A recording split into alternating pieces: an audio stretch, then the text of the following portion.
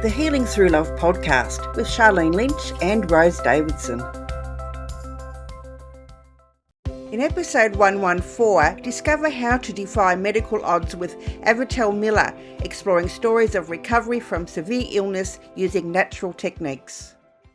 What we want to do is use the words that are what we want. And if we say, I don't want cancer, the brain doesn't actually register the word don't. So it hears want cancer. It focuses around that. So if we say, I want health, I want happiness, the brain registers health and happiness. And you haven't personally identified it by calling it your own. And it's like giving it a space for existence. So another one is, I'm going to fight this. I'm going to beat this.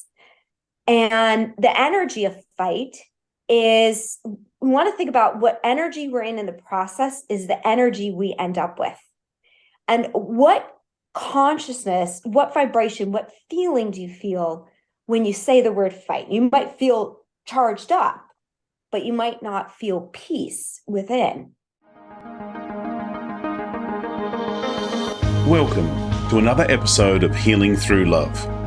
Each week, we share ideas, experiences, and resources to increase the awareness of domestic and family violence and to empower survivors to grow and thrive.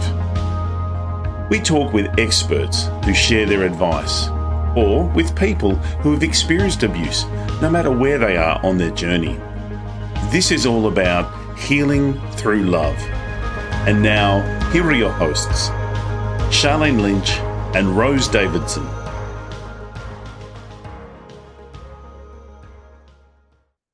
Hello and welcome to the Healing Through Love podcast.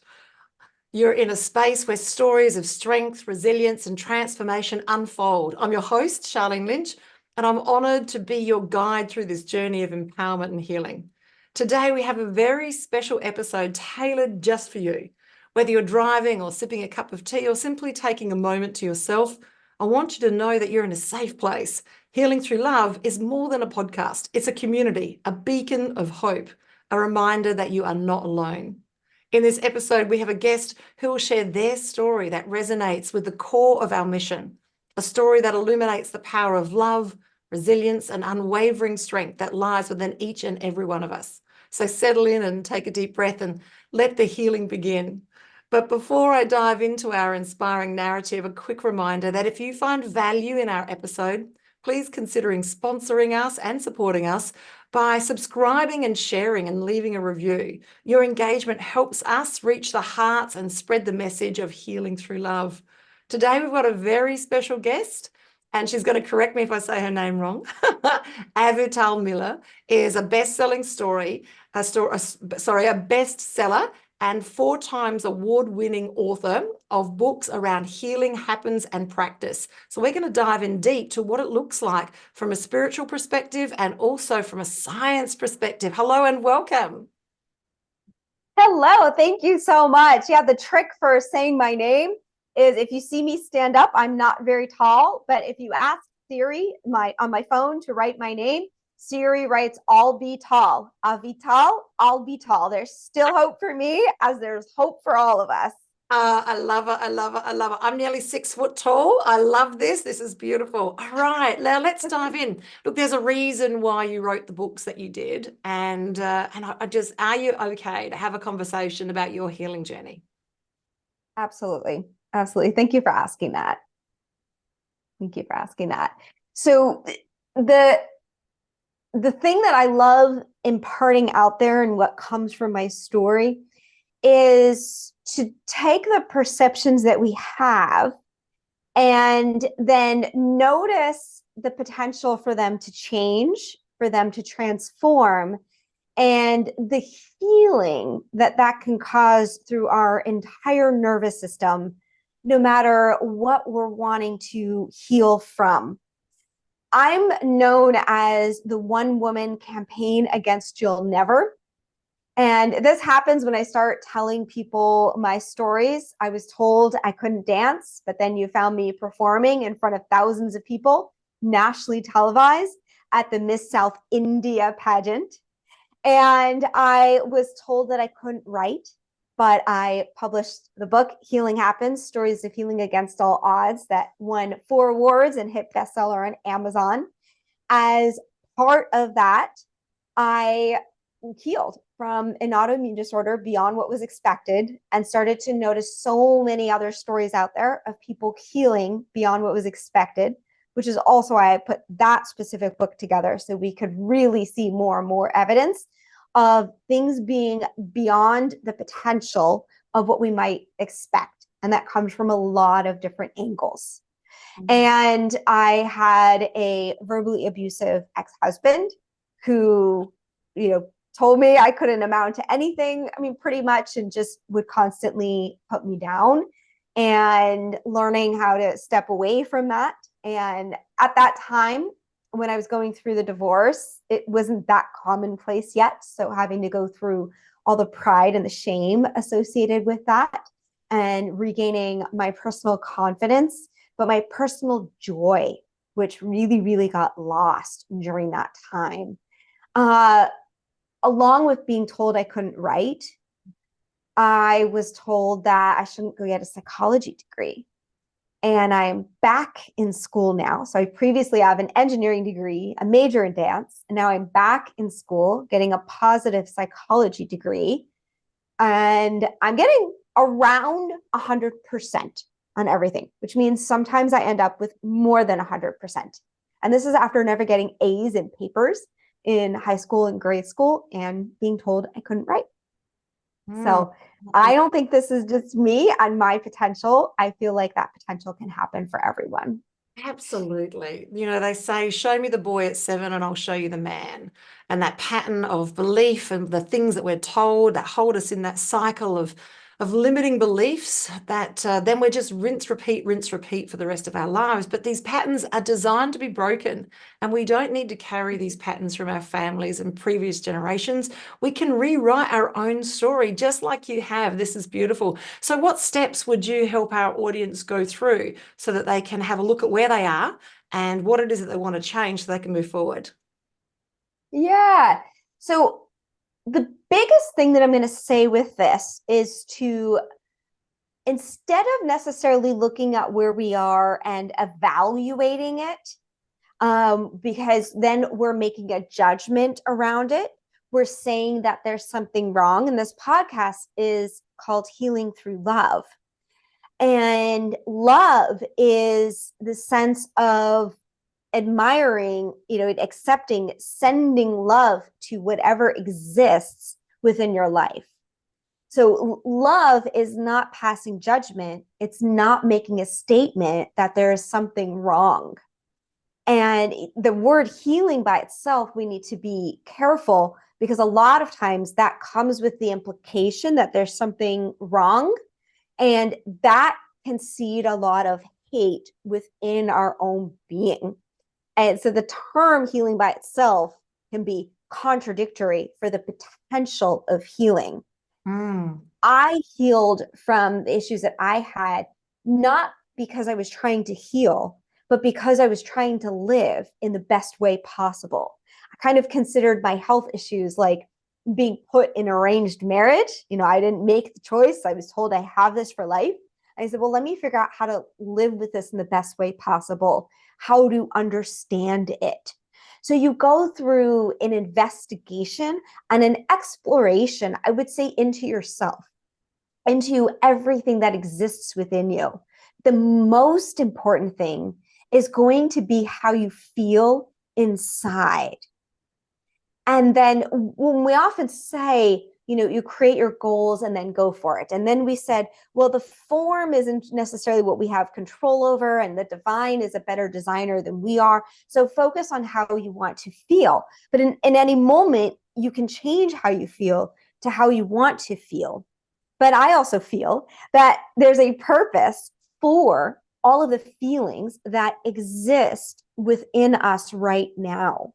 And if we overstep them to get beyond them, we don't really resolve them and their purpose for being there.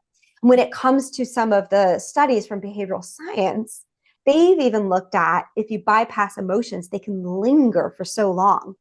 But if you actually focus on it, they can be gone potentially within 90 seconds. This can happen really, really fast. I love it. It's so true. So we definitely are energy in motion. We are emotional beings. I wonder, how important do you believe it is for us to have language for the emotions and the feelings? Do you feel that's an integral part of the healing process, or do you think it's more just about holding the space and having the feelings? While she's sorting out her audio, isn't it fascinating? What stories are you telling yourself? What situations are you experiencing yourself that are holding you in these patterns? And how can you move forward?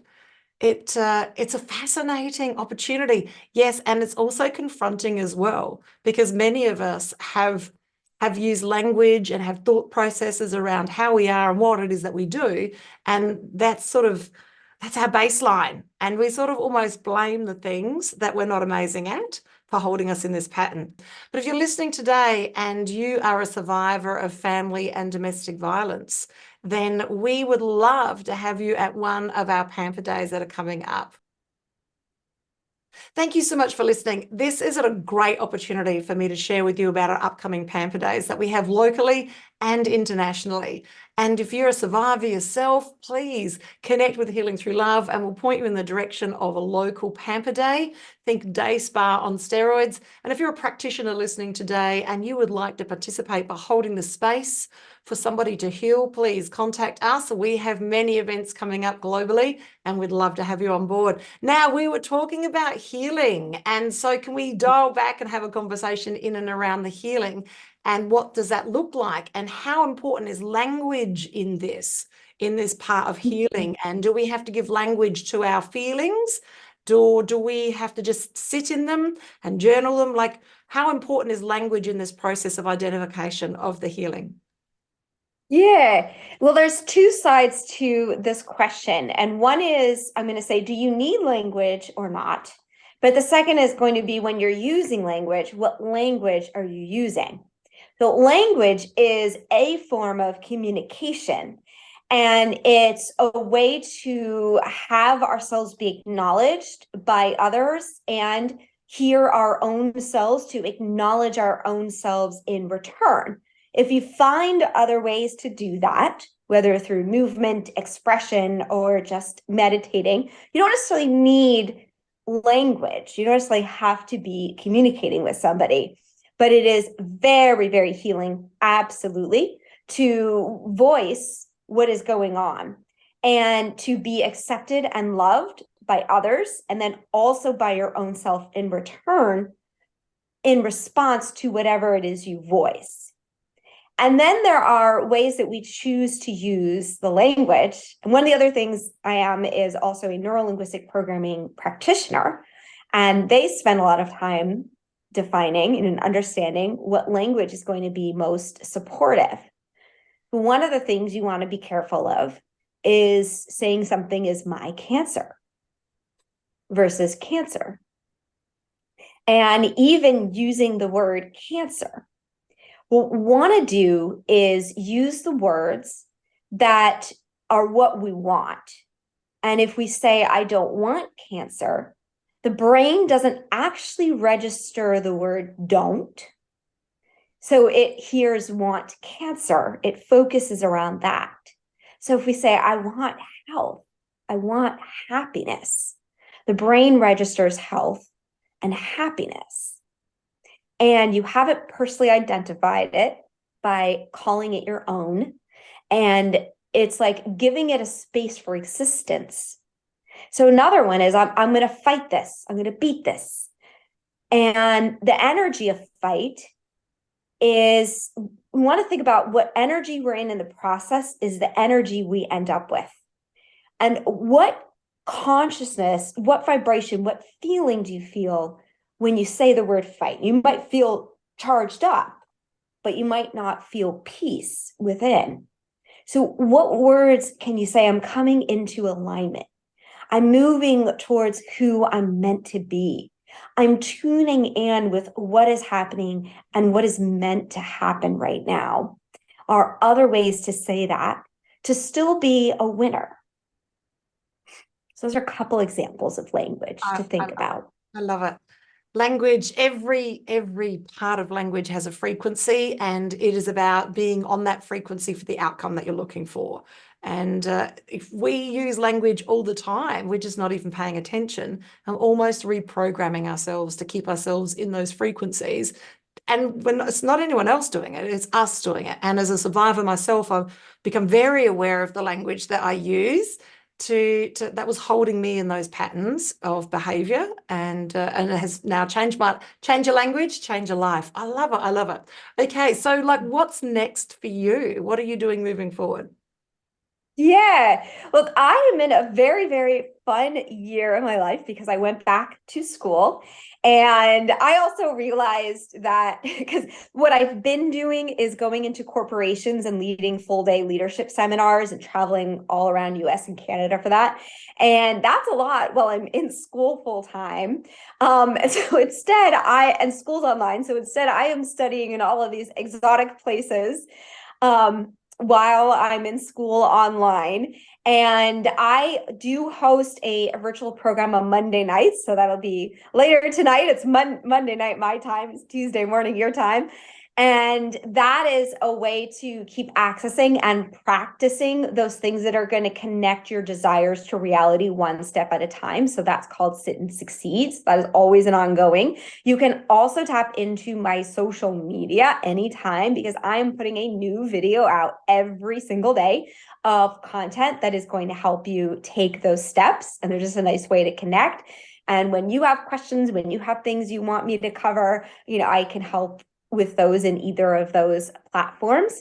And if you just look me up, Avital, it's spelled like Avital Miller on the social media, you'll be able to access all of those things.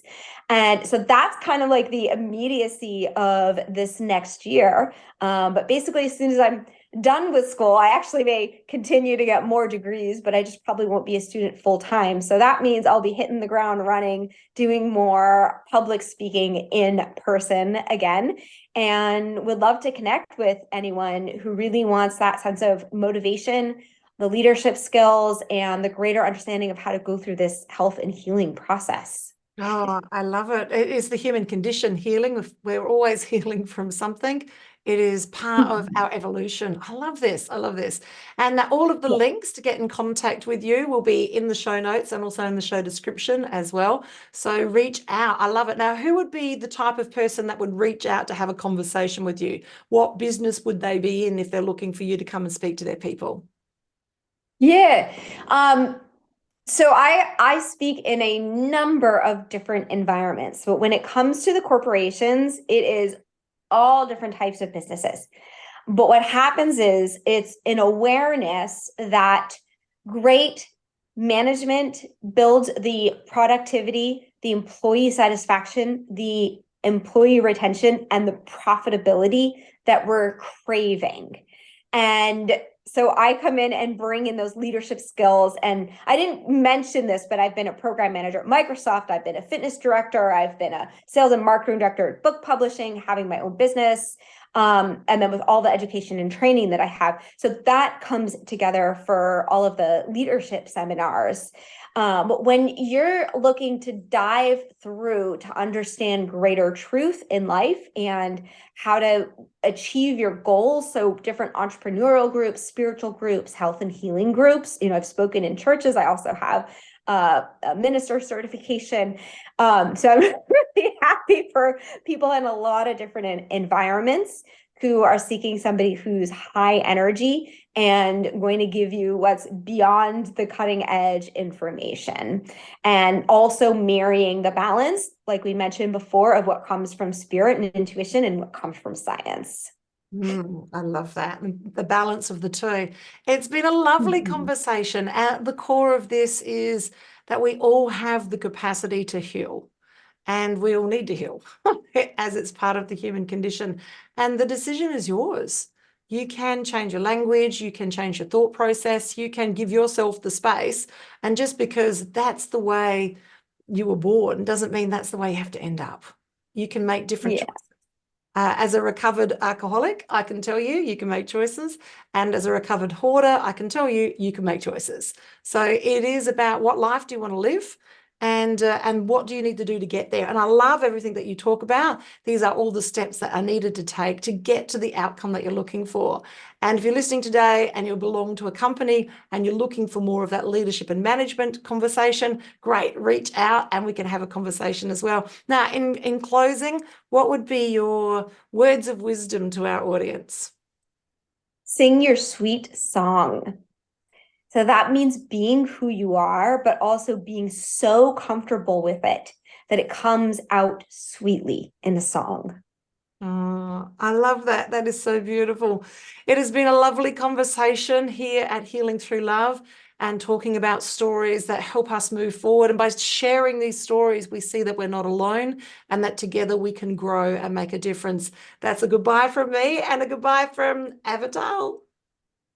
Yeah. Thank you so much for having me on here, and goodbye to everyone.